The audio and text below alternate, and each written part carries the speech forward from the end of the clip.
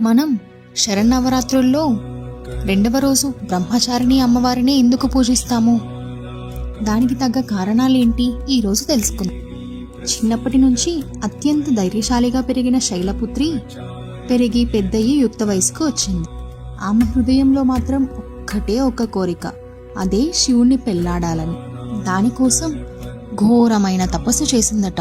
మొదట పండ్లు మాత్రమే తినేవారట. ఇంకొన్ని సంవత్సరాలకి పండ్లు కూడా త్యజించి ఆకులతో మాత్రమే బతికేవారట. ఆ తర్వాత కొన్ని సంవత్సరాలు అవి కూడా త్యజించి గాలిని పీల్చుకొని మాత్రమే బతికారట. అంతటి తపస్సుకు మెచ్చిన శివుడు ప్రత్యక్షమై బ్రహ్మచారిణి అమ్మవారిని మనువాడాడట. అందుకే ఈ అమ్మవారిని అపర్ణాదేవి అని కూడా అంటారు.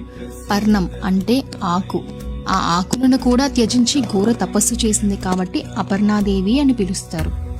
బ్రహ్మచారిణి అమ్మవారి కథ మనకు నేర్పేది ఏంటంటే, భక్తి, పట్టుదల ఉంటే అసాధ్యం అనిపించే లక్ష్యం కూడా సాధ్యమే అవుతుంది.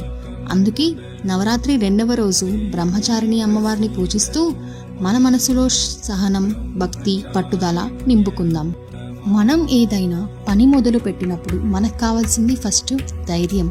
ఆ ధైర్యానికి ప్రతీకగా మొట్టమొదటి రోజు శైలపుత్రి అమ్మవారిని, అలాగే ఆ పని స్టార్ట్ చేసిన తర్వాత మనకు వచ్చే ఆటంకాలను తట్టుకొని నిలబడడానికి స్థిరత్వత కలిగిన బ్రహ్మచారిణి అమ్మవారిని రెండవ రోజు పూజిస్తాం.